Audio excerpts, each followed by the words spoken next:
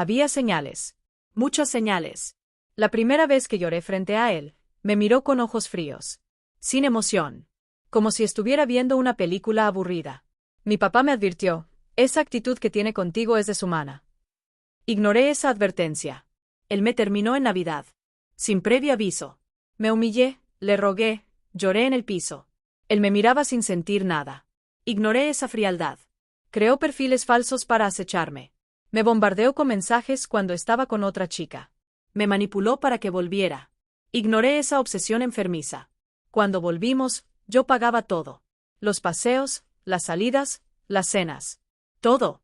Él tenía deudas que me ocultó. Gastaba su dinero en juegos online y alcohol. Ignoré que yo era su cajero automático. Su mamá siempre lo defendía. Su hermana me miraba con desprecio. Su familia pasaba la mano por su cabeza cada vez que tomaba hasta perder la conciencia. Ignoré que su familia era cómplice. Nunca me pidió matrimonio de verdad. Yo lo presioné. Yo puse la fecha. Yo pagué casi todo. Él solo apareció el día de la boda, borracho. Ignoré que nunca quiso casarse conmigo. Y cuando me agarró del brazo, cuando levantó la mano, cuando el policía estaba frente a mí esperando que hablara, su mamá me llamó gritando, no arruine su vida. Y yo dije, no es nada, puede irse. Esa fue mi peor decisión. Me llamo Valentina. Estuve casada 55 días. Y esta es mi historia. Y yo respirando profundo, mirando al policía. Por el amor de Dios, no hagas esto, no acabes con tu vida. Cuelgo el teléfono, miro al policía y digo, no es nada, puede irse. El policía me pregunta, ¿qué pasó? Yo solo digo, no es nada, puede irse.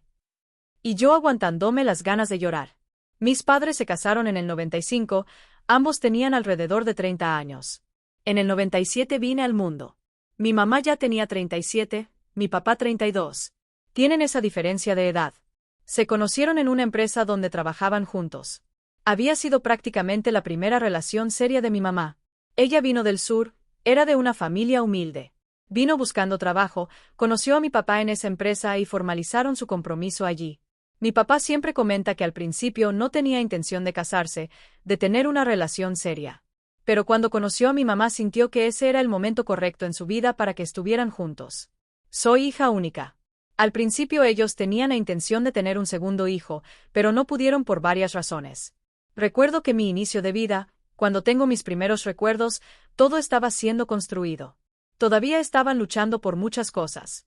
Cuando nací, vivían en un apartamento de alquiler aquí en la zona donde vivo ahora. Pero cuando yo tenía 1 año y poquito, compraron un terreno en la zona de un barrio al lado y comenzaron a construir su casa. Entonces el inicio de mi infancia fue viviendo prácticamente en un garaje. La división de un cuarto a otro era un armario. Pero nunca dejaron que me faltara nada. Trabajaban mucho, enfocados en continuar la construcción de su casa. Como era hija única, era más fácil conseguir las cosas para mí, ropa, alimentos. Nunca pasé ninguna necesidad, pero pasamos algunos momentos difíciles por la zona donde vivíamos y la construcción de la casa. Mi infancia, principalmente cuando era muy pequeña, fue solitaria.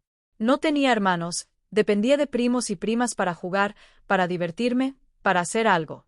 Pero siempre sentía mucho rechazo de su parte. Al principio la mayoría de mis primas no tenían hermanos, pero luego los hermanos fueron llegando mientras yo quedaba más aislada. No tenía hermanos con quien compartir mi vida, con quien jugar. Fui creciendo y percibiendo cierto rechazo. Cuando tenía alrededor de 7 u 8 años, no sentía que la voluntad de mis primos de jugar conmigo fuera igual que antes. Con ese rechazo que sufrí, no sé si era por los hermanos que estaban llegando, si necesitaban esa atención para ellos. Fuimos creciendo juntos, pero con el pasar de los años nos fuimos distanciando. Me sentía sola. Mis padres comenzaron a salir más conmigo, me llevaban a lugares. Yo lloraba mucho porque decía, ay, fulana no quiere jugar conmigo, fulana ya no me quiere. Mi mamá, principalmente mi mamá, sentía que querían cubrir esos vacíos con paseos, con objetos, con juguetes. Entonces fui creciendo con cierta fama dentro de la familia de ser animada, de que tenía todo a libre acceso. Pero creo que era la manera que ellos encontraban de suplir esas faltas que yo tenía en la infancia de estar jugando con otras personas. Cuando llegué a mi preadolescencia, nos mudamos. Salimos de esa casa que ya habían terminado de construir y volvimos al barrio. Compraron otro inmueble aquí, dejaron aquel de alquiler. En esa fase de mi vida, Recuerdo que estaban mejor financieramente. Vinimos para acá justamente para que yo estuviera cerca de la escuela donde estudiaba, porque en el barrio donde vivía dependía de transporte escolar. Cuando no había, era autobús. Ellos no tenían carro en esa época. Entonces era todo muy difícil. El barrio donde vivía hace más de 20 años no tenía muchas cosas, mucho acceso. Era distante del centro, distante de todo, un barrio más pobre. Cuando volvimos aquí, donde nací, las cosas fueron mejorando, evolucionando. Pero mi preadolescencia, confieso, tuve un comportamiento más de imponerme, de no aceptar los no. Tal vez por haber sido hija única y no haber tenido negativa de nada durante mi infancia, mi adolescencia fue más conflictiva con mis padres. Si decían algo, yo no lo aceptaba de primera, me rebelaba. Mi papá dice que mi comportamiento era bien difícil. Pero siempre fui esa alumna ejemplar, nunca saqué notas bajas. Creo que el mayor miedo de mi vida era decepcionar a mis padres con notas bajas en la escuela o con alguna queja de algún profesor. Entonces en todas las reuniones, los profesores siempre me elogiaban, decían que era una alumna ejemplar. Eso sí, conversaba mucho. Aproveché mi adolescencia para hacer todas las amistades que no tuve en la infancia. Me rodeaba de personas, principalmente de personas que se parecían a mí. Mi adolescencia estuvo marcada por bandas de rock, un grupito. Andaba con esas personas y aprovechaba para disfrutar mi adolescencia. Tuve la fase de poner muchos pósters en mi cuarto. Tenía computadora desde los 7 años, entonces ya estaba conectada a Internet hace mucho tiempo. Todas las redes sociales de la época las tenía. Fui haciéndome más popular. Pero al mismo tiempo quería enfrentar mucho a mis padres dentro de casa. Me sentía dueña del lugar. Creo que eso terminaba perjudicando mucho nuestra relación en mi adolescencia. A los 15 años tuve mis primeras citas. Pero eran citas que nunca daban resultado. Comenzaba algo, descubría que el chico me había sido infiel, que había estado con otra chica. Desde los 15 hasta los 18 fueron relaciones súper superficiales. No logré engancharme con nadie. Además tenía mucho miedo, me cuidaba mucho. Mi mamá siempre decía que no quería ver un embarazo en la adolescencia, entonces nunca tuve ninguna intimidad con nadie antes de los 18. Me cuidaba mucho por eso y también por la religión en la que crecí. Aunque en algunos momentos estuve alejada, crecí dentro de la Iglesia Católica. Tenía muy fuertes en mí los principios de la Iglesia, de mi religión. Mis relaciones eran muy superficiales. Cuando veía que no iba a funcionar, cortaba y seguía adelante. No me quedaba sufriendo mucho por eso. Al final de mi adolescencia, en la preparatoria, ya lo había visto en la escuela. Él estudió en la misma escuela que yo, pero creo que estaba un año adelante de mi grado. Era repetidor, entonces es 2 años mayor que yo, pero todavía estaba estudiando. Ya debería haber terminado. Lo vi en su último año en la escuela.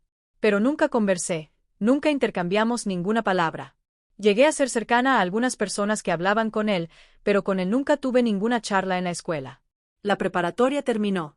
En ese medio tiempo, cuando tenía 17 años, en mi último año de preparatoria, entré a mi primer empleo como aprendiz juvenil. Todavía estaba en la escuela y él ya había salido.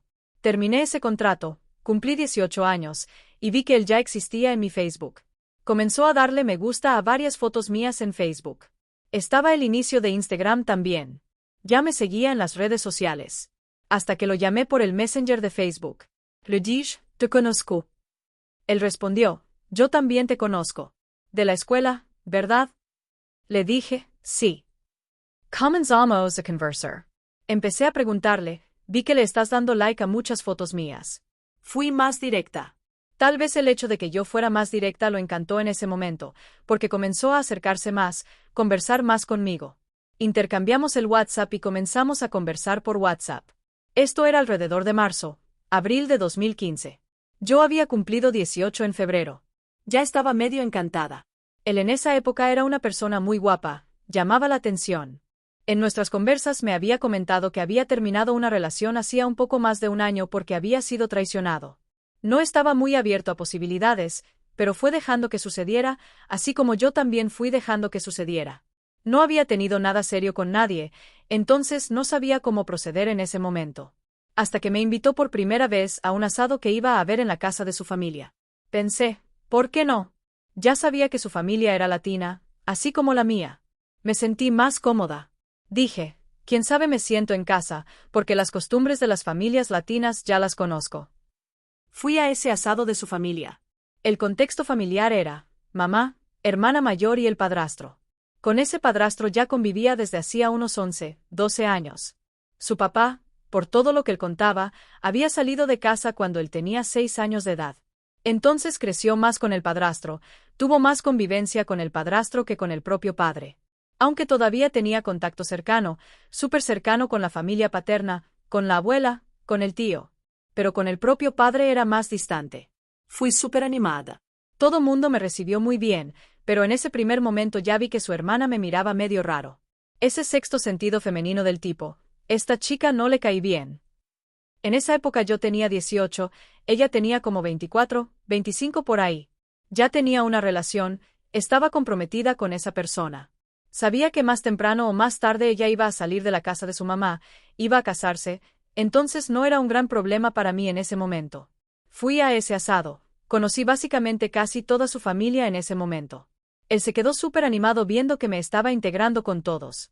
No tenía vergüenza de nada, conversaba con todos. Pero antes de eso, había olvidado porque fue un evento que marcó mucho. Habíamos ido al cine, entonces había sucedido un primer beso. Pero lo que me marcó realmente fue esa primera vez que fui a su casa, porque ahí fue que conocí a toda la familia. Me quedé medio encantada, pero no tenía certeza si era eso lo que quería para mi vida. Cuando su hermana me miró medio raro, pensé, ¿será que va a funcionar? ¿Será que no estoy agradando en algo? Todavía sí, intentaba hacer de todo para quedar cerca de todos. Los fines de semana siguientes fuimos saliendo al centro comercial, a comer juntos. Hasta que regresé a su casa. Fue el feriado del 1 de mayo, Día del Trabajador. En ese segundo fin de semana que estuve en su casa, me pidió en noviazgo oficialmente. Pero yo tenía en mi cabeza que cuando te piden en noviazgo ya debía venir con un anillo de compromiso y él no vino con ningún anillo. Pensé, ok, está bien, entonces acepto. Y fui siguiendo. A partir de ahí, mi rutina era todo fin de semana estar en su casa y él de vez en cuando iba a la mía. Mis padres aceptaron esa relación, pero se quedaban medio preocupados de que él no anduviera tanto en nuestra casa. Soltaban algunas indirectas, pero no eran muy claros respecto a eso. Era tipo, ok, eres mayor de edad, ¿te gusta? No veo nada en contra, pero es extraño que siempre se quede más en la suya y prefiera que vayas a su casa en vez de que él venga aquí. Mi mamá siempre decía, cuidado, para que no te lastimes, para que no inviertas tanto así, tan rápidamente, tan intensamente, sobre todo porque es básicamente tu primera relación. Pero yo creía que era él en esa fase, porque era de la misma religión que yo. Íbamos a misa juntos, frecuentábamos actividades de la iglesia juntos. En ese inicio todo estaba muy perfecto. Esos primeros meses fueron muy buenos. Hasta que llegó la mitad del año y el padrastro falleció. Falleció repentinamente. Sufrió un accidente en un río donde fue a nadar con sus amigos. Terminó falleciendo. Ahí fue el primer gran golpe que sufrí junto con él. Percibí que él no sabía cómo lidiar con esa situación. No lo vi llorar, se cayó, se aisló. Creo que cuando lo vi llorar, la primera vez fue cuando fuimos a dormir y vi lágrimas saliendo de sus ojos. Le pregunté, ¿cómo estás? ¿Qué estás sintiendo? Me dijo, estoy mal. Y se volteó hacia el otro lado. Ahí vi, soy psicóloga, pero en ese momento no era nada. Hoy pensando con la madurez que tengo, ahí él comenzó a dar las primeras señales de frialdad, de no tener de hecho reacciones, sentimientos genuinos. Era todo medio enmascarado. En ese momento, tuve que enfrentar con él y con la familia el velorio. Con eso conocí personas que no quería haber conocido. La exnovia apareció de repente en el velorio. Cuando apareció abrazándolo. Una chica que se dice su mejor amiga también apareció en el velorio, pero tenía una proximidad, una intimidad muy grande y no lo vi cortar.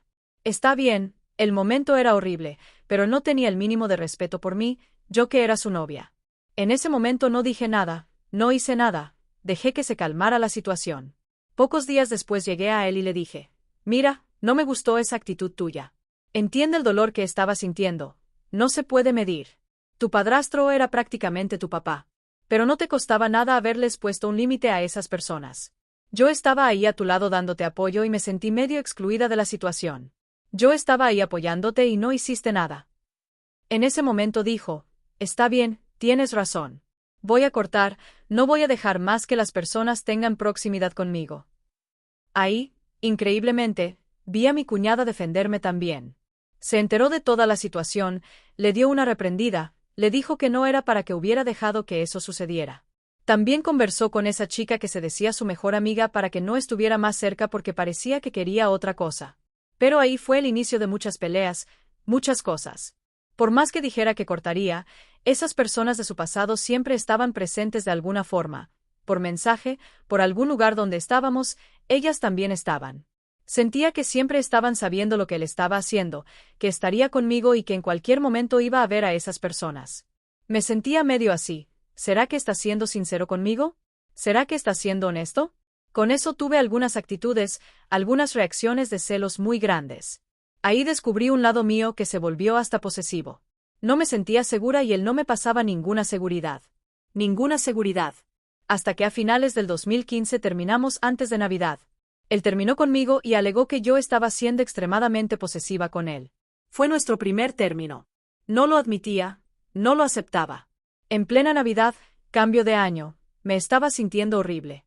Como si un pedazo de mí hubiera sido arrancado. En ese momento estaba totalmente dependiente de él. Primer noviazgo, primer involucramiento que tuve con la familia de alguien, y él me arrancó eso. En ese primer momento me humillaba.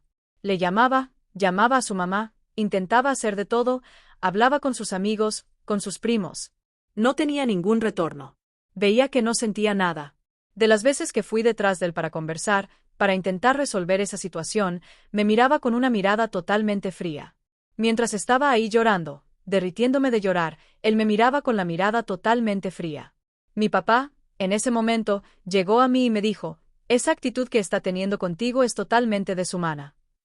Mi papá soltó eso. No, no mereces eso. No te crié para eso. Overall. Tomé eso, lo guardé para mí, dije, no, voy a intentar seguir mi vida. Y seguí. Ya era 2016. Había conseguido otro trabajo, estaba iniciando mi universidad de psicología, había conseguido una beca 100% gratuita. Esas felicidades del día a día iban borrando un poco ese dolor que estaba sintiendo. Pero todavía estaba muy mal por dentro. Fui siguiendo mi vida, sola, sin nadie. No logré mirar a ninguna otra persona. El año fue siguiendo hasta que llegó la mitad del año 2016. Lo veo en una foto con otra chica. Veía que ya estaba siguiendo adelante con esa chica. Cuando vi esa foto, mi corazón comenzó a dispararse. Comencé a llorar en medio del trabajo. Corrí al baño y comencé a llorar, llorar, llorar. Cuando salí, mi jefa llegó hasta mí y preguntó, ¿estás bien? Dije, no, es porque pasó algo personal en mi familia. ¿Puedo salir ahora? Dijo, no, ve, resuélvelo, quédate tranquila. Ahí comencé a percibir que ese nuevo noviazgo de él estaba afectando mi trabajo. Fui a casa, le hablé a mi mamá, lloré sentada en el piso desesperada. Dije, no puedo creer que ya está con otra persona. El que me decía que me amaba, que era la razón de su vida, termina conmigo a finales del año y ahora está con otra persona. Totalmente revuelta. Ahí tomé la decisión de que, incluso si sucedía un milagro, no iba a volver con él. Eso en mi cabeza. Pero pocas semanas después de que vi esa foto, un perfil desconocido me agrega en Facebook. Un perfil tipo falso, con nombre de otra persona, con foto de otra persona, no de hombre. Esa persona comenzó a conversar conmigo. Cuando conversaba conmigo decía cosas de mi vida que yo pensaba, ¿cómo sabes? De repente ese perfil comenzó a declararme amor por mensaje. Dije, no, no es posible. Lo bloqueé porque no sabía quién era. En ningún momento desconfiaba de quién podría ser. En ese momento pensaba, no, él está con otra persona, ¿cómo va a hacer un perfil? No va a hacer eso. Seguí mi vida, pero me quedé inquieta con aquello. ¿Quién será esa persona? De repente aparece otro perfil. Otro nombre, otra foto de persona, de un hombre. Tomé esa foto, la puse en la búsqueda de Google y aparecieron varias de esas fotos en varios sitios aleatorios. Dije, está claro que es un perfil falso. Pero ese perfil ya había agregado a varias personas en común para que yo creyera que era un perfil genuino. Esa persona volvió a declararse. Comencé a cuestionar, dije, ¿eres tú? No respondió. Dije, entonces voy a llevar esto a alguien que sepa investigar esto en internet y si descubro que eres tú, te voy a denunciar por acoso. Estaba volviéndose algo muy constante. Todos los días recibía mensaje. Creo que se asustó y pensó que llevaría eso adelante. Aunque no conocía a nadie que pudiera investigar. Me dijo, soy yo porque no aguanto más estar lejos de ti. ¿Todavía te amo? Le pregunté, ¿la chica con la que está saliendo sabe esto? No, ella no sabe. Dije, pues bien, tienes dos opciones. O me olvidas de una vez por todas y sigues tu vida con ella, o voy a hablarle a ella lo que estás haciendo. Dijo, no, te voy a olvidar. Pero pocos días después descubro que terminó con esa persona. Lo descubro porque una persona en común que conocía llegó hasta mí para contarme. Dijo, ¿te enteraste que él terminó con ella? Dije, no. Me dijo, terminó. Y estoy seguro que va a ir detrás de ti. Esa persona lo soltó. Died. Ok. Todavía estaba muy lastimada, pero aquello alimentó una esperanza en mi corazón. Dicho y hecho. Pocos días después aparece una canasta de chocolates en la casa de mis padres. Cuando abro la tarjeta, veo que era de él. Le mando mensaje, le pregunto, ¿por qué me mandaste esto? ¿No querías terminar? No era posesiva. Me dijo, todavía te amo. Dame una oportunidad más. Voy a hacer que funcione y voy a traer la seguridad que tanto esperabas de mí. Mis celos, mis explosiones eran justamente por la falta de seguridad que sentía de él. Y yo, tonta, acepté volver. Cuando mi papá se enteró, no se puso nada feliz. Me dijo, esto no va a funcionar, este tipo todavía te va a hacer sufrir mucho. Mira la manera en que reaccionaba cuando estabas llorando frente a él. Intent, ignore quello. Volvimos más hacia finales del 2016. Quedamos 2017, 2018, 2019 juntos, fuimos siguiendo. Después de que volví con él, más o menos un año después me entregó un anillo de compromiso. Era algo que yo mencionaba. Decía, ay, todo mundo tiene anillo y nosotros no tenemos. Compró ese anillo. Pero poco a poco fui descubriendo que tenía una deuda que al principio no me contaba. Yo pensaba, vamos a volver para construir nuestra vida juntos y llegar un día a casarnos. Hasta que descubro a través de su hermana que tenía una deuda, creo que era de 3,000 pesos o 4,000 pesos en la tarjeta de crédito que no podía pagar porque había gastado en juegos online. Su nombre estaba en la lista negra, entonces no tenía crédito para nada más. Descubrí que ese anillo que me había dado, lo había comprado en la tarjeta de su hermana. Ahí varias cosas me quedaron en la cabeza. Llegué a él y le dije, ¿por qué no me contaste de esa deuda? ¿Por qué no te abriste conmigo? ¿Qué pasó? ¿Por qué gastaste en juegos online? Comenzó a justificar. No, porque en el medio tiempo que quedé solo, me hundí en juegos online. Estaba en un estado de depresión, invertí todo en el juego y terminé perdiéndome financieramente por eso. Pensé, ok. En ese medio tiempo yo estaba evolucionando profesionalmente, financieramente, ya estaba en un buen trabajo. Dije, no, ok, voy a intentar ayudar de la forma que pueda. A partir de ahí, me convertí en el hombre de la relación. Si socialmente las personas entienden que el hombre tiene que proveer y la mujer tiene que hacer el mejor hogar posible, ahí fue totalmente inverso. Me convertí en el hombre de la relación en el sentido de que yo estaba proveyendo todos nuestros paseos. Yo bancaba todas nuestras salidas. Yo bancaba todos nuestros viajes. Yo estaba bancando todo, todo, todo. No lograba ver lo equivocado que era aquello. Había algunos momentos que él dividía la cuenta conmigo, pero era muy poco. Mi mamá llegó un día y me preguntó, Valentina, ¿de dónde sale tanto dinero para que salgan tanto? Dije, yo estoy pagando y él no está pagando nada. Le conté, no, está pasando esto, esto y esto. Ahí ella se calló, no dijo nada más. Cuando mi mamá se calla es porque está muy preocupada con una situación y sabe que no importa lo que diga, voy a seguir a mi manera. Se calló. Esos años que volví con él y quedamos juntos fue básicamente yo intentando suplir alguna alegría en nuestra relación saliendo y bancando algo, mientras lo veía totalmente preocupado con su deuda, pero tampoco actuaba, no hacía nada para resolver esa situación. Vi una persona muy pasiva en relación a las cosas. Pero peleábamos constantemente. Había algunos momentos que yo despertaba y decía, esto no está bien. Espero actitudes de ti. Él estaba con sus 20 y tantos años.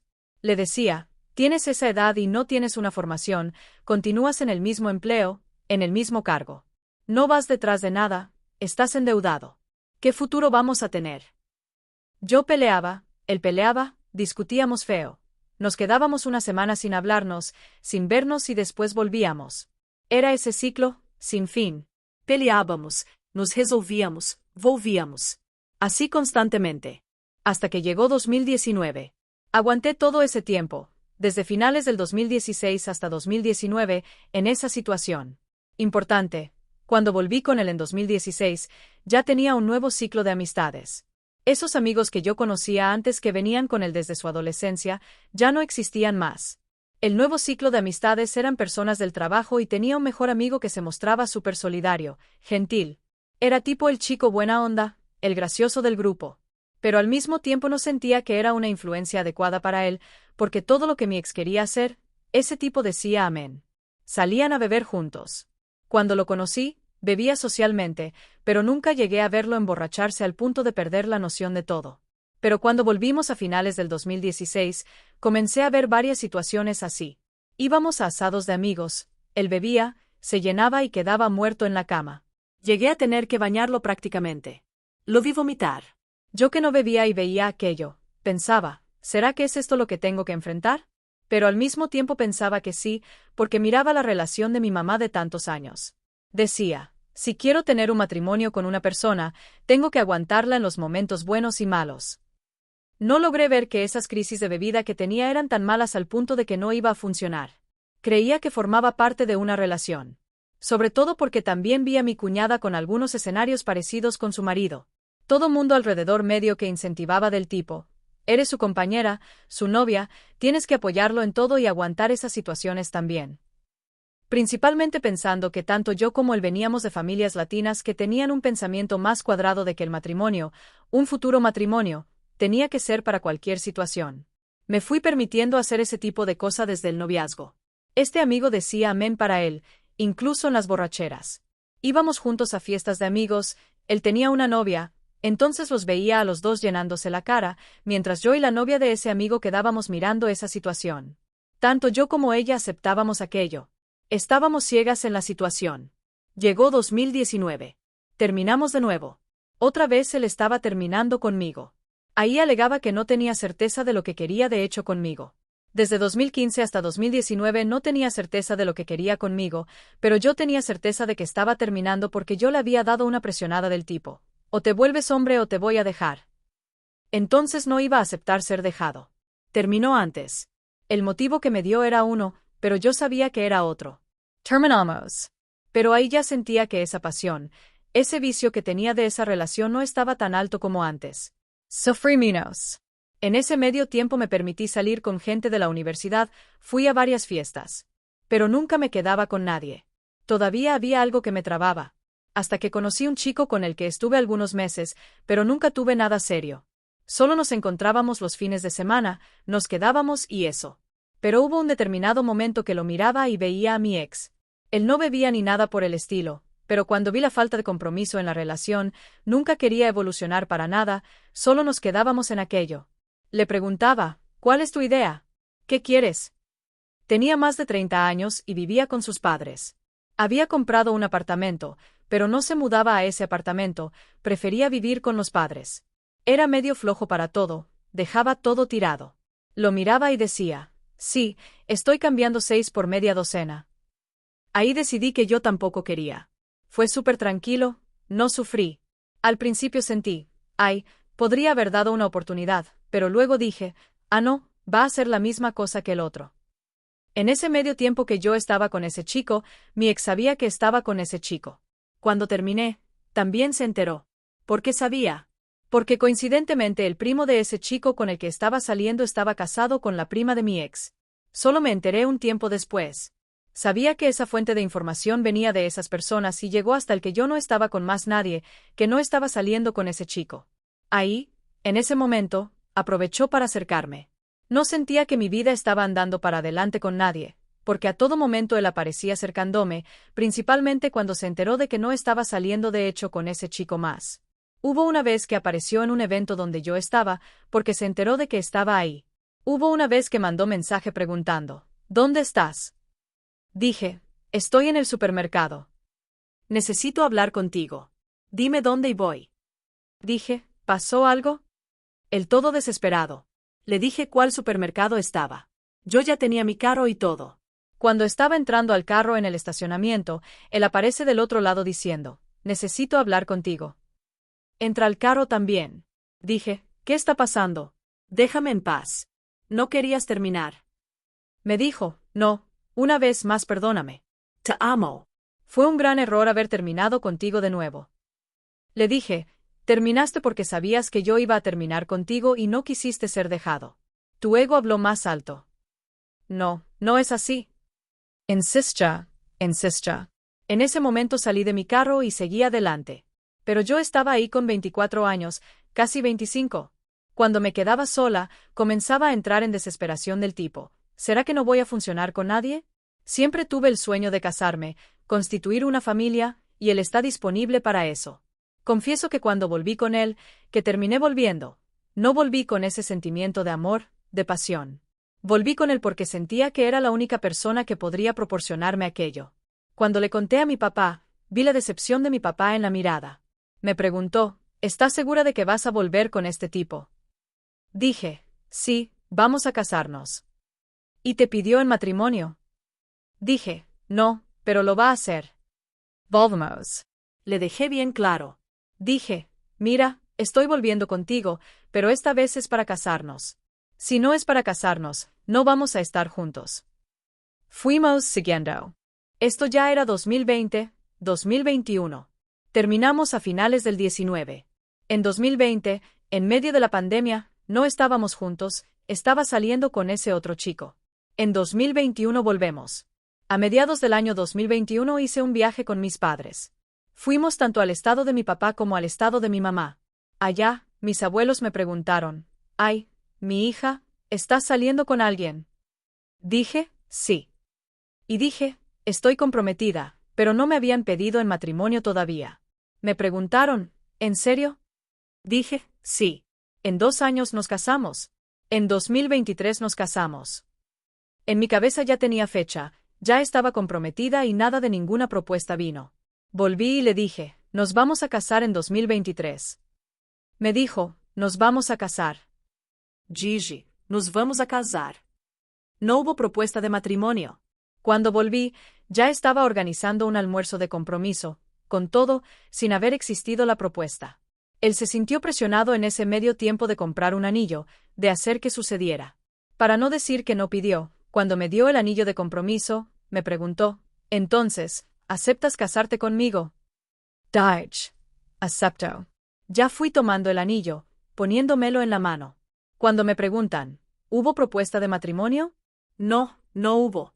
Yo fui determinando todo. Ya estaba tan desesperada. Ya había hablado con mis abuelos que me iba a casar. Me estaba sintiendo atrasada porque vi amigas mías ya casándose, teniendo hijos, y yo, él estaba disponible, entonces es con el que va a ser. Me voy a arreglar con él, intento arreglarlo después del matrimonio. Seguimos, nos comprometimos. En ese compromiso hice la invitación oficialmente para los padrinos. En total eran 8 padrinos.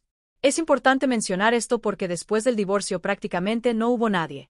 Fuimos siguiendo organizando el matrimonio, pero esa organización era mucho más de mi lado, no había nada de su parte. Solo le decía, necesito que pagues esto. Iba y pagaba. Necesito que vayas a tal lugar a probarte el traje. Iba. No era una organización en conjunto y consecuentemente el dinero también venía mucho más de mi lado que del suyo.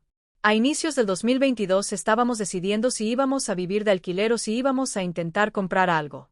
Comenzamos a buscar en varias inmobiliarias para ir detrás de un inmueble, para ver si había posibilidad de que financiáramos algo en ese sentido. En esa época yo tenía un salario muy bueno, tenía un score muy bueno y él tenía un fondo de garantía de muchos años de la empresa donde trabajaba. Hasta que surgió la oportunidad de un apartamento. La corredora hizo varias cosas para que lográramos. Ella movió sus contactos, pero necesitábamos dar un enganche en ese apartamento. ¿Qué hice? Tenía una cuenta buena. Fui a mi banco, hablé con la gerente. Dije, mira, necesito esta cantidad. Me dio retorno al día siguiente. Me dijo que tenía ese valor disponible. Tomé ese dinero del banco, dejándolo claro para mi ex. Todo bien, todo correcto. Tanto es que al día siguiente, cuando volví allá para firmar el contrato, él fue conmigo, estuvo presente conmigo. Seguimos con la compra de ese apartamento. Pensé, wow, estoy súper realizada. Conseguí mi apartamento, me voy a casar el próximo año. Ahí al principio todo estaba siendo pagado correctamente. Hasta que llega un día, creo que unos 5 meses después de la compra de ese apartamento, recibo una llamada del gerente del banco que financió el apartamento. Me dice que hace 2 meses el financiamiento del apartamento no estaba siendo pagado. Todavía no nos habíamos casado. El gerente me llama diciendo que hace 2 meses el financiamiento no estaba siendo pagado. Pregunté, ¿cómo que no está siendo pagado? Porque yo había pasado el dinero. Salí temprano de mi trabajo, voy directamente hasta él y le pregunto, ¿qué pasó con ese dinero? Me dice, tuve que pagar la tarjeta de mi hermana porque pasé muchas cosas en su tarjeta, incluso del matrimonio, y si no le pagaba, iba a tener un gran problema. Le dije, dejaste de pagar el financiamiento de nuestro apartamento para tener que pagar la tarjeta de tu hermana. Me dijo, sí, la tarjeta de mi hermana. Pero esa historia no cuadraba mucho. Puede hasta haber sido que parte del dinero haya pagado esa tarjeta. Estamos hablando de una suma de casi 4,000 pesos. Si consideramos las 2 cuotas. Trade sacó. Tomé el restante de dinero que tenía, pagué esos 2 valores. A partir de ahí, mi vida financiera comencé a sentir que iba a ir de mal en peor. Dije, no voy a desistir ahora, principalmente estando con apartamento. Pero ahí me dio un estallido. Dije, yo no me voy a casar en comunión parcial de bienes. ¿Por qué? El financiamiento solo había sido autorizado en su nombre por cuenta del fondo de garantía. No sé si por cuenta de mi edad o los años que tenía en la empresa, mi nombre no entró en el financiamiento, pero futuramente entró en la escritura. Dije, me voy a casar en comunión universal de bienes para que pueda probar que ese apartamento también es mío y que todas esas deudas que estoy haciendo con él le pertenecen también. Comencé a investigar en Internet si de hecho ese pensamiento mío tenía sentido. Tenía sentido porque como es universal de bienes, todos los bienes y deudas que tienes antes incluso del matrimonio pertenecen a los dos. Ya estaba hace casi 8 años con él. Entonces no había un antes de él, era todo con él. Resolví casarme con ese tipo de comunión para que me garantizara. Pero en ningún momento pensé en la porquería que pasó después. Mi case. Dios ahí hablando, haz esto. Llegó 2023, el año del matrimonio. Llegó julio de 2023, cuando nos casamos. Algunos meses antes del matrimonio, todavía estaba en una locura total, porque muchas cosas todavía no habían sido pagadas. Fue en ese momento que comencé a pedir dinero prestado a personas de mi familia para que pudiera cubrir el resto de la deuda de ese matrimonio. Siempre hablando con él, estoy tomando dinero con fulano, con sultano y mengano, vas a tener que ayudarme a pagar. Mi mamá, viéndome en esa situación, lo llamó a él, a mi ex-suegra y a mi excuñada para almorzar un día en su casa y tener una conversación seria. Creo que faltaba un poco más de un mes para el matrimonio. Mi mamá le preguntó frente a todo mundo, ¿de hecho quieres casarte con Valentina? Quiero. Ok. Ustedes aquí están de testigos, hablando para su mamá, para su hermana, él está diciendo que quiere casarse con ella. Ellas dijeron que sí. Mi mamá dijo, entonces todo el valor restante que falta todavía de ese matrimonio en relación a ese apartamento, yo voy a dar, pero los dos se van a comprometer a pagarme. Ya había tomado dinero con otras personas de la familia y mi mamá todavía entró con buena parte. Dije, ok, combinado, le vamos a pagar. En ese momento no estaba logrando ver la malicia de mi mamá, porque ella quería entender si de hecho él quería casarse y quería llevarlo adelante. Veía que yo me estaba matando trabajando, tomando dinero con todo mundo, cubriendo todo sola, mientras él no estaba haciendo nada. Pero para no frustrarme, ella decidió cargar con el restante que todavía faltaba. Ella tomó dinero que era para tratamientos que hacía de salud, de dientes, lo que necesitaba hacer. Le dije, ok, voy a pagar ese valor y voy a vender el carro para que ayude. El matrimonio sucedió en junio. Aquel día puedo decir que fue el mejor día de mi vida. Veía que ahí había dinero de mi familia, dinero de mis padres, dinero sudado mío. Todo en un único día. Pero estaba realizando mi sueño. Mi sueño. Porque poco tiempo después descubrí que no era el sueño de él. No tuvimos luna de miel porque ya no teníamos dinero para eso. Todo el dinero que recibimos de regalos era para cubrir deuda. Fuimos directo a nuestro apartamento. Ese día estaba totalmente borracho. Se llenó la cara en el matrimonio. Entonces consumar el matrimonio no sucedió. Me estaba sintiendo muy mal. Tenía una sensación de, ok, y ahora me casé, tuve una gran fiesta y ahora. No lograba tener una intimidad con él. Lo miraba, no lograba acercarme a él. Sentía que había hecho algo muy equivocado, porque ese matrimonio sucedió con el dinero prácticamente de otros. Tenía una gran responsabilidad por delante. No lograba recostar mi cabeza en la almohada ni tener una vida normal de casada con él, pensando en las deudas que tenía. En el fondo sabía que quien tenía que enfrentar aquello era yo. Fuimos siguiendo esos días casados. Cuando volvimos del regreso de la licencia de matrimonio, fueron días bien normales. Prácticamente almorzábamos y cenábamos en la casa de nuestros padres más que dentro de casa. Volvimos a trabajar. Pero nuestra vida era trabajo. Llegaba a casa, a la hora de cenar, él no conversaba conmigo. Se quedaba solo mirando el celular, no hablaba de cómo había sido su día. A esa altura, ya no íbamos más a la iglesia, no íbamos a misa, no hacíamos nada. Fin de semana llegaba, él me llamaba para ir al asado de sus amigos, iba al fútbol. Cuando decía que no quería, iba al fútbol y después iba al asado de sus amigos, se quedaba el día entero fuera y yo prácticamente vivía sola. Las primeras semanas, por más malas que fueran, pensaba, no, va a mejorar. ¿Qué pasó? Casi un mes después fui despedida de mi servicio, del trabajo donde estaba. En ese medio tiempo estaban prestes a vencer nuevas cuotas de cuentas, de cosas. Pensé, wow, y ahora si no estoy trabajando, ¿cómo vamos a sustentarnos aquí? Porque yo, sinceramente, por más que él ya estuviera ganando bien, incluso sin una formación, fue adquiriendo experiencia y creciendo de cargo, no vi el color de ese dinero. Ese dinero no entraba dentro de casa. Yo tenía que ir al supermercado a comprar las cosas. Le pedía dinero, siempre decía que no tenía. Después de insistir mucho, me pasaba una miseria que no era para comprar nada. Él siempre decía que estaba pagando cosas para su hermana. Hasta hoy intento entender qué era tanta cosa que había en la tarjeta de su hermana. Decía que era del matrimonio, pero todo esto del matrimonio se pasó en la tarjeta de tu hermana. Le pedía que pagara tal cosa, pasaba la tarjeta. Pero no me detenía a analizar todo, estaba tan afligida con toda esa situación que no dejaba. Fui despedida. No tuve coraje de hablarle el día que fui despedida. Estaba con mucho miedo de la reacción que él tendría, porque ya no era una persona fácil. Cuando salía con él, de las peleas que teníamos, ya veía que no era una persona fácil. Explotaba y después me despreciaba. Era un choque de silencio, tratamiento de silencio. Tenía miedo de hablarle y que hubiera alguna explosión ahí también. Tomé una laptop personal que tenía. Le dije, mamá, voy a trabajar de casa, pero olvidé traer la laptop de la empresa, voy a quedarme con la mía. Me dijo, ok. Me quedé así todavía por una semana hasta tomar coraje y decir, fui despedida. Le dije el domingo que había sido despedida. Me preguntó, ¿fuiste despedida cuándo? Dije, el viernes. Pero ya había sido despedida el lunes. ¿Y ahora? ¿Qué vamos a hacer? Le dije, ahora necesito que tú de hecho seas proveedor de esta casa y cargues con las cuentas que tenemos, principalmente el financiamiento de este apartamento. No tengo condiciones, no voy a lograr pagar.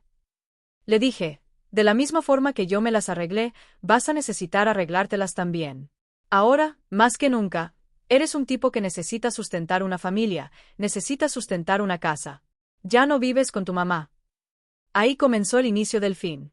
Porque yo lo encaraba, él siempre tenía una respuesta lista para darme. Pero cuando yo decía ya no tengo más nada para hacer, se callaba.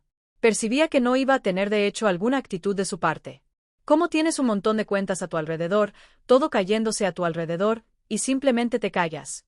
En la primera oportunidad, ese mismo día que había tenido esa discusión con él, se fue al asado de otro amigo. Entonces no tenía dinero para pagar las cuentas dentro de casa, pero para gastar con bebida y asado sí tenía. Los próximos días fueron pésimos. Yo en casa. Percibí que ahí ya estaba entrando en un estado depresivo muy grande. Todavía así estaba siendo el ama de casa. Hacía comida para él. Pensaba, no estoy trabajando, pero voy a hacer las cosas de casa para que vea que estoy haciendo mi parte. Cuando llegaba, tenía cena lista, comida limpia, casa limpia, todo listo.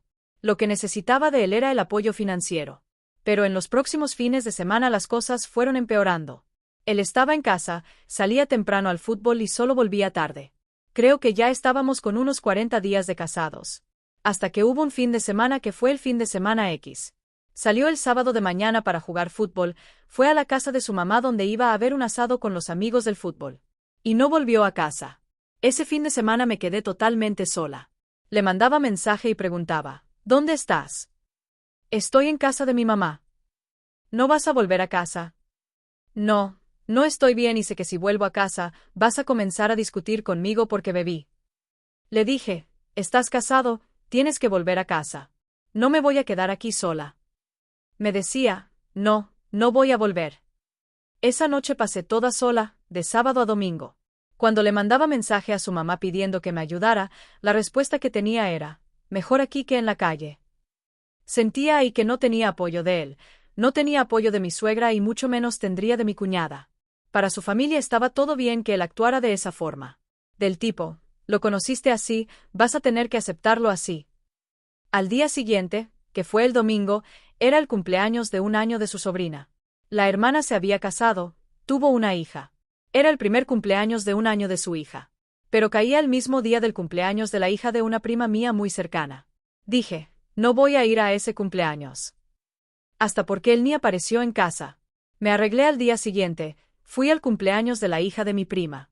Me enteré de que él fue al cumpleaños de su sobrina. Vinimos a tener una conversación en la noche. Cuando volví a casa, él ya estaba en casa. Le pregunté, ¿te parece bonito esto? Beber, llenarte la cara y dejar a tu esposa sola dentro de casa sin dar ninguna explicación adecuada. Pero estaba en casa de mi mamá. Le dije, pero estás casado y bebiste todo. Tu mamá me dijo que estabas muy mal. Le dije, pero lo que me impresiona es que tu mamá te haya pasado la mano por la cabeza. No hables de mi mamá. Le dije, no estoy hablando de tu mamá, estoy hablando de tu actitud y de cuánto las personas no están viendo cuánto te estás acabando y acabando con tu matrimonio. El fin de semana siguiente se repitió. Siempre era algo. Salía al fútbol, volvía en la tarde, volvía, yo ya estaba durmiendo o fingía que estaba durmiendo. Sabía que si demostraba que estaba despierta, iba a intentar algo. No quería. Estaba borracho, estaba sucio, estaba apestando. ¿Cómo iba a tener alguna intimidad con él? Todo fin de semana terminaba en ese sufrimiento. No tenía al marido. Tenía una persona que tenía que cuidar como a un niño y que no lograba ni proveer lo mínimo para dentro de casa. Siempre ahí callada, aguantando, no hablaba nada a mis padres. Cuando intentaba hablar a mi suegra, ella le pasaba la mano por la cabeza. Después de aquel fin de semana que durmió fuera, en el otro se repitió, no de dormir fuera, pero de beber. Cuando llegó a casa, yo ya estaba en mi límite. Fue el primer fin de semana que tuve que llamar a la policía. Creo que ya estábamos con 40, casi 50 días de casados. Llegó a casa, lo cuestioné de nuevo. Yo ya estresada, comencé a insultarlo también. Le dije, no estás sirviendo de nada, no estás sirviendo como marido, me estás dejando aquí sola, sabes beber, no estás siendo hombre. En eso que le dije no estás siendo hombre, vino hacia mí y paró la mano así. Me agarró del otro brazo. Le pregunté, ¿me va a pegar? Apretaba mi brazo. ¿Me vas a pegar? Pégame. Yo encarándolo. Pensaba, cualquier cosa que me pase aquí, por lo menos luché y dije lo que debía haber dicho. Me soltó, bajó la mano. Corrí para dentro del cuarto, tranqué la puerta y llamé a la policía. No pasaron 5 minutos. La base de policía queda cerca de donde vivía. Llegaron, la portería llamando. Hay policía aquí. Pensé, ¿cómo voy a salir de aquí? Tengo que pasar por él e ir hasta allá. Le dije al portero, porque en la hora de atender él no estaba ahí en los cuartos, entonces atendí de la cocina. Le dije, llámame a mi número. Le pasé el número, volví al cuarto. Le dije, no puedo salir de aquí todavía. ¿Puedes pedirle al policía que espere? Me dijo, el policía dijo que si no bajas, va a subir y va a romper la puerta. Pensé, no voy a pasar esa vergüenza. En la hora solo pensaba en pasar la vergüenza y los vecinos todos mirando. Dije, voy a bajar. Pasé corriendo, abrí la puerta de la sala y bajé a la portería. Creo que él estaba en el baño. No estaba consciente de que había llamado a la policía. Pero mientras estaba bajando, la portería llamó de nuevo. Quien atiende es él. Pero el portero no sabía de qué se trataba. El portero solo le había dicho que la policía estaba en el lugar y que quería hablar conmigo o con alguien que viviera dentro de la casa. Entonces la comunicación ahí ya estaba toda equivocada. Él atendió. El portero le dijo, estamos esperando porque la policía está aquí. Ahí percibió que había llamado a la policía de hecho. Pero no hizo nada conmigo, no fue detrás de mí. En ese medio tiempo, solo me enteré después de que llamó a su mamá para decirle que había llamado a la policía. Mientras estaba conversando con el policía, su mamá comienza a llamarme. Le dije al policía, ¿me da un minutito? El policía preguntó, ¿estás bien? Dije, ¿me da un minutito? Necesito atender. La mamá comienza a gritar en el teléfono conmigo.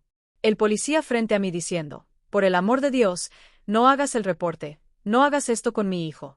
¿Quieres que termine en la cárcel? Y yo respirando profundo, mirando al policía. Por el amor de Dios, no hagas esto, no acabes con tu vida. Cuelgo el teléfono, miro al policía, digo, no es nada, puede irse. El policía pregunta, ¿qué pasó? Dije, no es nada, puede irse. Aguantándome las ganas de llorar. Él me preguntó, ¿estás sufriendo alguna violencia? Le dije, no. Se lo negaba.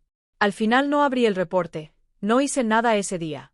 Con miedo de la reacción que él tendría conmigo y de lo que su mamá podría hacer. Hasta entonces solo quien sabía lo que estaba pasando era su mamá, él y yo. No había hablado nada a mis padres. Tenía ese sentimiento de, si abro una denuncia contra él, voy a ser vista como una canalla. Como que hice que mi marido fuera preso. Sin reporte no existe denuncia. El policía no podía forzarme a decir nada. Como él no estaba viendo visiblemente ninguna marca en mí, por más que mi exesposo me hubiera agarrado del brazo, en ese momento no había quedado una marca. Las marcas solo vinieron a aparecer al día siguiente. Entonces no podía hacer nada. Hoy me arrepiento mucho porque hubiera facilitado muchas cosas de mi vida después de eso, pero decidí no abrir. Pero también después de ese día él no me tocó más. Se quedó medio espabilado. Pero ya habíamos terminado el matrimonio ahí. A partir de ese día, él dormía en el sofá, yo dormía en la cama. Todos los días no lo dejaba acercarse a mí. Salía a trabajar, volvía, la comida estaba ahí en la estufa, se las arreglaba y volvía al sofá. Las cuentas llegaban y estaban venciendo. No lograba hablar con él. Ahí tuve que tomar alguna actitud. Fue ahí que mis padres se enteraron de todo lo que estaba pasando. Llamaba a mi papá, le contaba todo, decía, préstame esto, prestaba. Llamaba a mi mamá, le contaba todo, préstame esto, prestaba. Se quedaba esa bola creciendo de deuda, de deuda. Llega el fin de semana siguiente. El mismo ritual de siempre. Sale con los amigos, vuelve en la tarde. Pero ese domingo de mañana salgo del cuarto. Teníamos una cocina americana. Llego a la barra de la cocina, él en el sofá. Le digo, tenemos que decidir algo, porque de la manera que está no se puede quedar. Me mira y dice, ¿decidir qué? En relación a nosotros dos, en relación a las cuentas que tenemos, en relación a este apartamento, en relación a todo. No estoy viendo una actitud de hombre de tu parte. En eso se ofendió súper. Me dijo, ¿no soy hombre? Le dije, no, no lo eres. No te has comportado como tal. No estás honrando lo que tienes entre las piernas. Se ofendió súper. Tanto es que ese fue el discurso que fue llevando adelante después. Comenzó a aumentar el tono de voz conmigo. Yo aumentaba más todavía. Yo explosiva tomé una bolsa de pan que estaba en la barra y la tiré al piso. Le dije, no quiero más estar contigo. Tienes que decidir, o sales tú o salgo yo de esta casa. Ahí se calló. Volví al cuarto. Ese día no nos hablamos más. Solo le había dado un ultimátum. Sales tú o salgo yo. Fue el domingo. Pasamos domingo y lunes de la misma forma sin hablarnos. El martes de mañana, ya estábamos con 55 días de casados. Sale a trabajar. A la hora de que volviera, ¿dónde está? No vuelve más. Decidió salir de casa, pero decidió sin comunicarme. Simplemente volvió de su trabajo y fue directo a casa de su mamá. A esa hora, en el fondo ya sabía lo que había pasado, pero no quería creerlo. Porque el tipo que no estaba siendo hombre hasta entonces continuó probando no ser hombre ni para avisar que nuestro matrimonio estaba terminando. Comenzó a llamarlo, no atendía. Mandé mensaje, ¿dónde estás? En casa de mi mamá.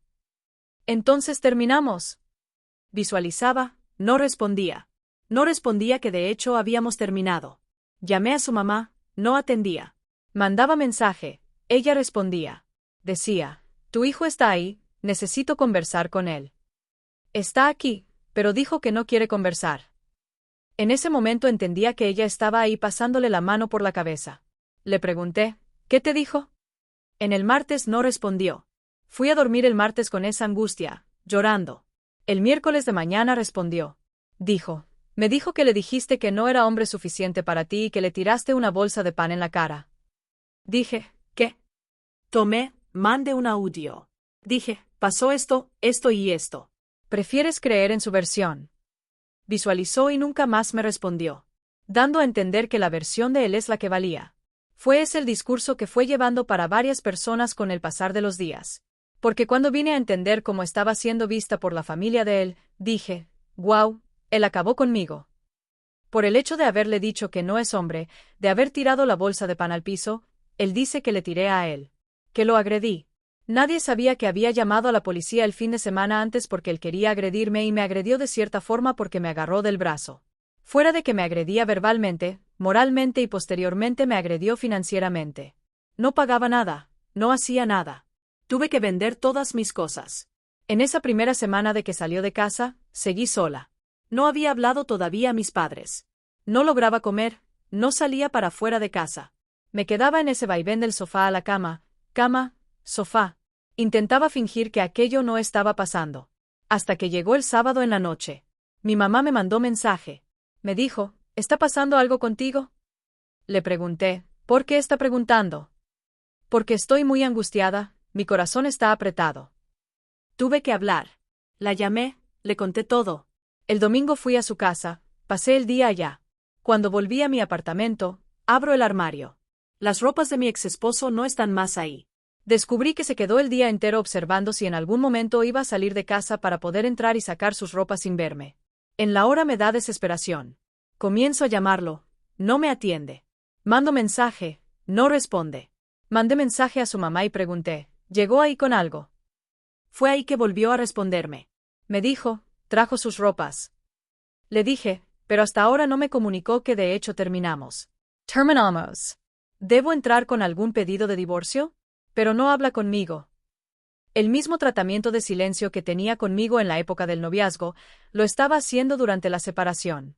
No tuvo el coraje, el pecho de decir, estoy terminando contigo. Por más que el domingo pasado hubiera dicho o sales tú o salgo yo, necesitaba ser comunicada. Eso fue una tremenda cobardía. El tipo viene aquí, saca las ropas del armario, lleva todo sin hablar conmigo. Esperó salir de casa para hacer eso. Llamé a mis padres, les conté. Mis padres dijeron, duerme aquí hoy, no estás bien. Volví a su casa y dormí de domingo a lunes. El lunes amanezco con un mensaje de una abogada. Pregunté, ¿quién es usted? Soy abogada representando al señor tal en relación al divorcio de ustedes. Coincidentemente, esa abogada era una gran amiga de su hermana. Entonces ya estaban ahí organizando todo a mis espaldas, sin yo saber de nada. Ya estaban organizando ese divorcio. Le dije, ¿cómo que divorcio si él ni siquiera me dijo que estábamos separándonos? Me dijo, entonces recibí esta solicitud de él y quería saber cuándo podemos conversar para proceder. Le dije, ¿por qué voy a conversar con usted?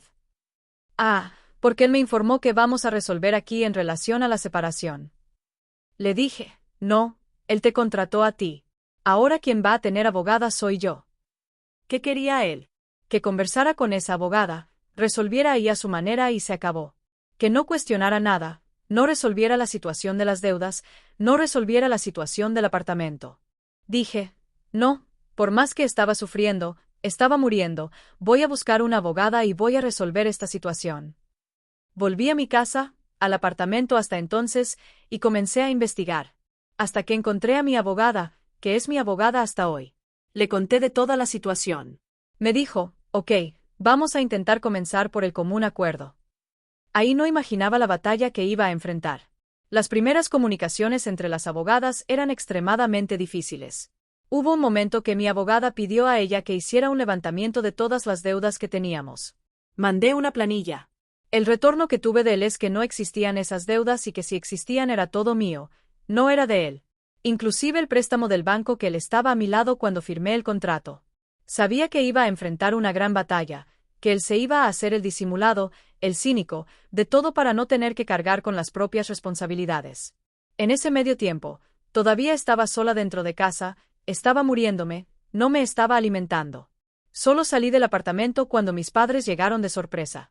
Mi papá dijo, vas a salir de esta casa ahora. Tomé todo lo que podía tomar en ese momento. Ya no tenía más carro, había vendido para cubrir deuda. Pedimos un Uber, fuimos a su casa. Esa batalla comenzó yo ya viviendo con ellos, mientras el apartamento estaba cerrado. Entonces al mismo tiempo que tenía que resolver la cuestión del divorcio, tenía que entender qué iba a pasar con el apartamento. Era todo en mis hombros. Todo lo que decía, él retrucaba por la abogada. Fue septiembre, octubre, noviembre, diciembre, en ese vaivén de común acuerdo, de intentar un común acuerdo. La única cosa que fue resuelta ese final de año de 2023 fue la cuestión de con qué iba a quedarme, quién iba a quedarse con tales cosas. Ya había definido con qué me iba a quedar del apartamento y tenía la parte del que necesitaba haber sido retirada y él nunca retiró.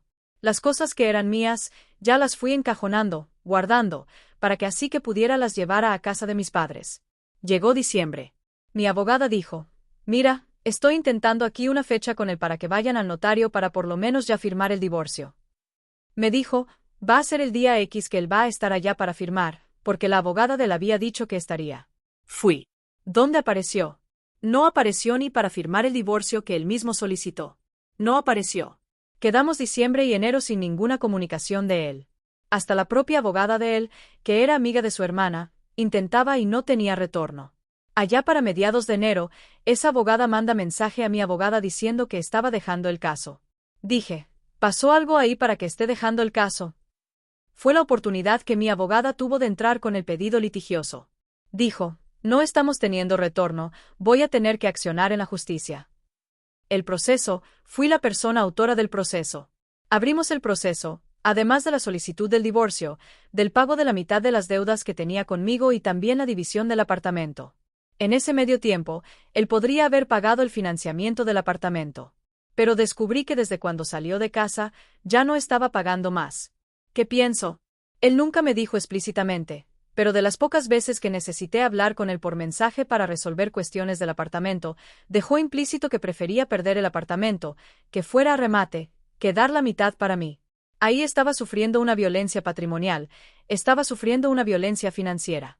No se responsabilizaba por nada, todo quedó en mis hombros. Mientras tanto, había gente cobrando, había banco cobrando, había mis parientes cobrando. Solo quien me cobraba era mi mamá y mi papá, pero del resto mi nombre estaba en boca del pueblo de todo. La morosa, la deudora.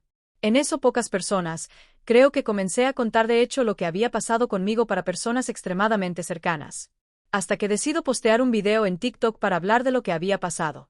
Pero no grabé hablando. Era una secuencia de textos hablando de que me había separado con 55 días. En ese momento todavía estaba tan lastimada que en ningún momento dije que la culpa total era de él. En mi cabeza estaba pensando: influencia de esto, influencia de aquello. Estaba muy en la cuestión espiritual más que de los hechos ocurridos. Posteé ese video. Como solo tenía seguidores de la familia y amigos cercanos en mi TikTok y mi perfil no era cerrado, pensaba que iba a quedar entre ellos. En ningún momento cité su nombre ni nada. Pero tuve el error de que la primera foto del video fuera una foto donde él está de perfil del día del matrimonio. Ese video rompió la burbuja. Llegó a casi 1 millón de views. Ahí la familia de él se enteró, todo mundo vio. Comencé a ser atacada y comencé a recibir amenazas del de que me iba a procesar porque había una imagen donde él aparecía. Todavía dejé un tiempo allá. Fue cuando mi abogada dijo: «Oye, me enteré de ese video. Te voy a recomendar ocultar, porque de hecho él puede abrir un proceso porque parte de la imagen de él aparece». Lo oculté y terminé con ese asunto ahí. En ese momento, el video que había viralizado, que podría hacer del limón una limonada, necesité ocultar. No lo eliminé, pero lo oculté. En eso el proceso ya estaba comenzando a tomar forma. Ya era inicio del año siguiente, 2024. Abrió el pedido del litigioso. De repente, creo que fue en marzo que él apareció con un nuevo abogado. Se quedó todo ese tiempo desaparecido. Cuando apareció ya fue cobrando en relación a ese video con ese nuevo abogado. Ese abogado de él, nunca vi que de hecho era tan bueno en relación a esa causa, porque medio que acataba todo lo que mi abogada terminaba haciendo. Pero mi ex es vivo.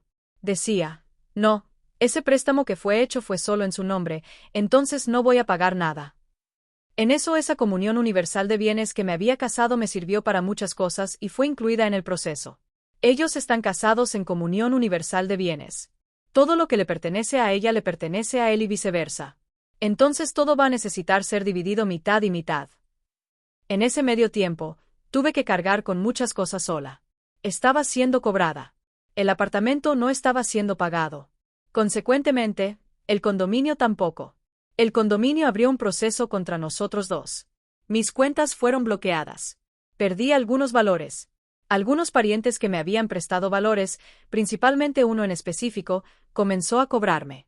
Siendo bien sincera, En ese proceso de separación, cuando todo mundo ya estaba sabiendo lo que había pasado, además de la vergüenza que sentía de que mi matrimonio hubiera terminado con 55 días, no sentía que tenía apoyo de nadie. Las primeras semanas fueron las peores, principalmente cuando volví a casa de mis padres. Tuve visita de 1 o 2 personas. El restante nadie paró para preguntarme, ¿cómo estás? ¿Cómo te estás sintiendo? Cuando llegaban era solo para preguntar qué pasó, por qué salió de casa. Medio que ya queriendo imputar la culpa en mí. No tuve apoyo de mi familia. No tuve apoyo de personas cercanas. Los apoyos que vinieron a tener fueron de personas que fui conociendo en el medio del camino. Inclusive, una de esas personas había pasado por una situación muy similar que conocí gracias a Internet también, de aquel video que había posteado. Por lo menos me rindió algunos frutos. El apoyo vino de personas de fuera. La familia no se importaba de hecho. Era solo curiosidad de qué pasó. Comenzaban a crear teorías, esparcían cosas que no eran verdad. Ay, su matrimonio terminó porque fue traicionada. Ay, su matrimonio terminó porque su suegra se entrometía. Su matrimonio terminó por cuenta de esto, de aquello. Llegaban tantas versiones de una historia que no era real para mí. Pensaba, ¿cómo? La persona nunca tuvo el coraje de llegar hasta mí para preguntar cómo estaba y todavía cuenta versiones que nunca existieron. Principalmente del lado de él, porque como ya teníamos 8 años juntos, consecuentemente personas de ambas familias se conocían. Él acabó conmigo para su familia. Les dijo a su familia que lo había insultado, que lo había deshonrado, que lo había agredido. Dijo un montón de cosas, pero no dijo que no pagaba las cuentas, que intentó agredirme, que la policía fue llamada por él, que no concluí la denuncia por cuenta de su mamá. No dijo que salió de casa cobardemente, sin comunicarme. No dijo que sacó las ropas del armario el día que no estaba y que me enteré oficialmente del pedido de divorcio a través de una abogada que era amiga de su hermana. Eso nadie lo dijo. Las cobranzas venían, él desaparecía. Mi abogada intentaba contacto para que pagara la mitad de todas las cosas. Siempre alegaba que no tenía nada. Entonces el salario que ganaba era ¿para qué? Solo para beber. Porque en ese medio tiempo tuve que encajonar muchas cosas que él iba a quedarse, que todavía estaban en el apartamento. Pedí ayuda de una de mis primas que estuvo presente conmigo todo el tiempo, que fue una de las pocas que me visitó, para que lleváramos esa caja hasta la casa de su mamá. Ella me ayudó en muchas cosas. Y esa mi gran amiga que conocí, Victoria. Ellas dos fueron grandes bendiciones de mi vida y me ayudaron en ese proceso. Acompañaron todo ese sufrimiento. Una de ellas vio mi situación en la forma más vulnerable posible. Iba a casa de mis padres, me veía acabada. Me ayudó mucho.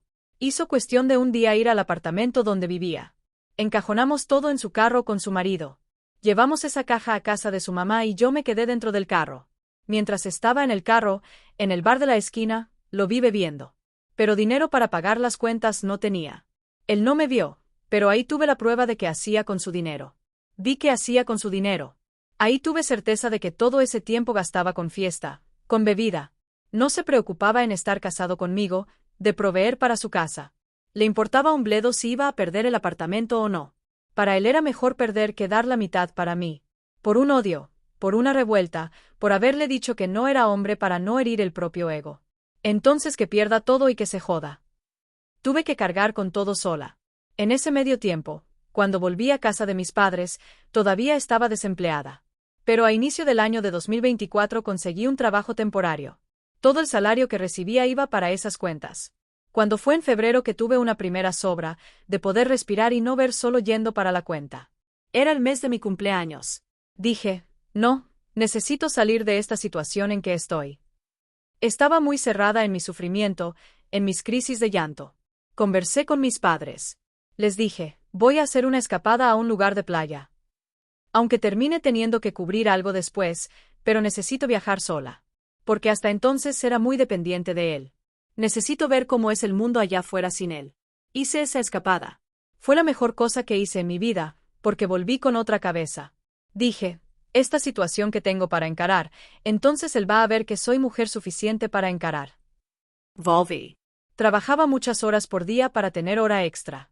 Pagaba muchas cuentas, mientras tenía que también encarar mis cuentas que de vez en cuando eran bloqueadas para tomar valor por cuenta de condominio.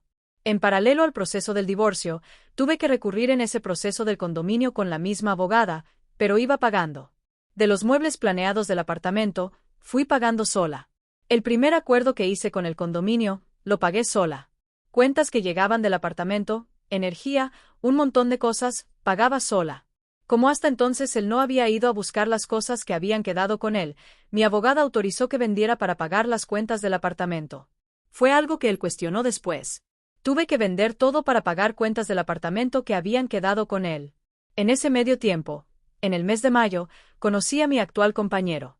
Estaba registrada en una aplicación de citas, pero sin tener pretensión ninguna. Como ya estaba comenzando a soltarme más, conversar con mi amiga Victoria, dije, voy a intentar. Esa aplicación era muy específica para personas extranjeras. Como hablo inglés fluidamente, pensaba, quién sabe, conozco un extranjero e intento comenzar mi vida fuera de aquí. Like VA, like Vienna. Veo el perfil de él, de mi actual compañero, Miguel. Manda mensaje, comenzamos a conversar, intercambiamos los números, comenzamos a conversar por WhatsApp. Ahí nuestra relación, las primeras fases de la relación, comienza a fluir de una amistad, después salir. Pero tomé y solté todo para él. Le dije, mira, mi vida pasó esto y aquello. Todavía estoy encarando ese proceso del divorcio. ¿Todavía así crees que es válido permanecer conmigo, continuar conmigo? Me abrazó con todos los problemas que tenía, inclusive los financieros. Me abrazó con todo. Mi vida amorosa estaba volviendo a tomar un rumbo. Pero mi vida financiera todavía estaba pésima, todo en consecuencia de ese matrimonio.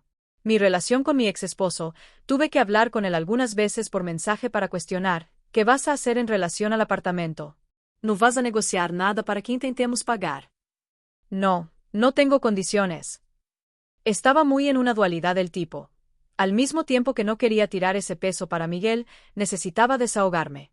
Fuimos acercándonos cada vez más hasta que en el mes de junio tenía una escapada marcada. Siempre cuando sobraba algo, que era poquísimo, a veces pensaba, no, voy a intentar hacer algo fuera de la rutina para intentar sobrevivir nuevamente. Le dije, tengo esta escapada marcada para un paseo en globo. ¿Muy harás, Sir? Pero no esperaba que fuera a aceptar. Dijo, voy. Contactó a la chica de la agencia que estaba contactando, compró también y fuimos. En eso ya habíamos salido juntos, nos habíamos quedado. Ese día me pidió en noviazgo. Yo, una persona con mucha fe que soy, a pesar de aquel primer momento cuando todo pasó, cuestioné mucho a Dios porque aquello estaba pasando, estaba volviendo a acercarme a Dios. Cuestioné, ¿es esta persona que el Señor quiere para mi vida? Porque la última vez que no le pregunté al Señor si de hecho era esa persona con quien el Señor quería que me casara, dio en lo que dio. Muchos signos me estaban mostrando para que no me casara. Insistí. Esa terquedad de adolescencia continuó perdurando para que me casara. Dio en lo que dio. Todas las confirmaciones de vida, de las actitudes de él, era siempre positivo. Prácticamente casi 90% de todo ese proceso del divorcio, él estuvo a mi lado acompañándome. Porque comenzamos a salir oficialmente en junio. Todavía estaba mucha cosa nueva del proceso. Prácticamente casi nada había andado, principalmente hablando de la justicia de este país. Hubo momentos que él necesitó pagar cuentas mías para que pudiera cubrir deudas en relación a ese divorcio, ese pasado, apartamento, condominio. Pero mi vida había tomado un nuevo color, un nuevo motivo de continuar siguiendo adelante. Por eso en el último video que posteé hablando de mi testimonio, digo que hace 2 años atrás, cuando todo eso pasó, no imaginaba que estaría donde estoy ahora. Ahí solo logré ver lo oscuro, no lograba ver la luz al final del túnel porque había sido abandonada. Estaba llena de deuda. Estaba siendo vendida para las personas de la familia de él como una mujer horrible. Mi familia, las otras personas no querían saber de hecho qué estaba pasando. Estaba siendo cobrada por banco, por esto, por aquello. Estaba siendo cobrada por personas de mi familia que me habían prestado dinero. No logré ver perspectiva de nada. Comenzamos a salir en junio. Todavía estaba civilmente casada. Teniendo que tragar seco muchas cosas del proceso, porque cualquier cosa que mi abogada intentaba para un acuerdo de las deudas tenía una negativa de su parte. No acataba. Quería insistir que las deudas eran solo mías. El proceso fue andando. Ella consiguió algunos recursos hasta que en febrero de este año oficialmente salió una decisión del juez. Oficialmente estoy divorciada en lo civil. La decisión de él es que las deudas fueran divididas mitad y mitad. En ese medio tiempo, mi apartamento fue a remate. No voy a tener nada de ese apartamento porque se acumuló una deuda muy grande. No tengo noticias de cómo está ese proceso, porque en el banco solo está su nombre y mi nombre solo está en la escritura. Por eso el condominio nos procesó a los dos, pero el banco no entra en contacto conmigo. La última vez que tuve contacto con mi exesposo fue justamente para cuestionar cómo estaba ese proceso del remate del apartamento. Siempre todo muy seco y él siempre con nariz en alto para todo. Cuando le dije, no sé si estás sabiendo, pero nuestro divorcio salió en febrero y ya registré ese divorcio. Tuvo audacia de decir, no me enteré de eso. Como si en su cabeza todavía estuviera casada con él. No sé qué está haciendo con su vida, poco me interesa. Pero quiero confiar en que la justicia divina un día perdure sobre su vida, porque la justicia de los hombres fue un poco cruel conmigo, principalmente en relación a ese proceso. Hasta porque en este momento todavía estoy teniendo que encarar la cuestión del condominio. Aunque el apartamento ya yendo para remate, todavía estoy con valor bloqueado. De repente ese proceso fue desarchivado porque no tuvo una conclusión el año pasado, entonces fue desarchivado. Fue bloqueado un nuevo valor de mis cuentas. Creo que de las cuentas de él también. Por más que es una página que haya sido virada en relación al matrimonio, las deudas todavía perduran. Todavía tuve que pagar muchas cosas sola. Recientemente pagué los muebles planeados del apartamento, que ya no tengo, sola. Pagué 10,000 pesos a la tienda de lo que todavía faltaba, gracias a mi actual compañero también. Él fue quien levantó ese valor para mí, para que me librara de esa parte, de esas mis deudas. En ese medio tiempo, había acordado con las personas de mi familia que necesitaba pagar tal, que iba a ensuciar mi nombre, principalmente la tienda. Había acordado con ella que ahora en octubre iba a comenzar a pagar. Tanto es que con esa persona no hablo bien más, porque esa persona inventó y habló horrores sobre mí, sin al menos haber conversado conmigo para entender todo lo que había pasado. Mi separación no perjudicó solamente a mí y a él, solamente a mi familia y a la de él, hablando de las personas de dentro de casa. Me perjudicó en la relación con otras personas de mi familia, me perjudicó en muchos sentidos. Él de cierta forma acabó con parte de mi vida. De las pocas veces que tuve algún contacto de lo que había mencionado sobre mi persona, alegaba que yo había acabado con su vida. Él no pagó nada, no tuvo nombre sucio en lugar ninguno, a no ser ahora en el banco del apartamento. No tuvo relación con su familia perjudicada. Quien cargó todo fui yo, quien pagó todo fui yo. Hasta ahora no vi ni un centavo de él. El proceso está en la fase para comenzar a ejecutar la cobranza de esas deudas.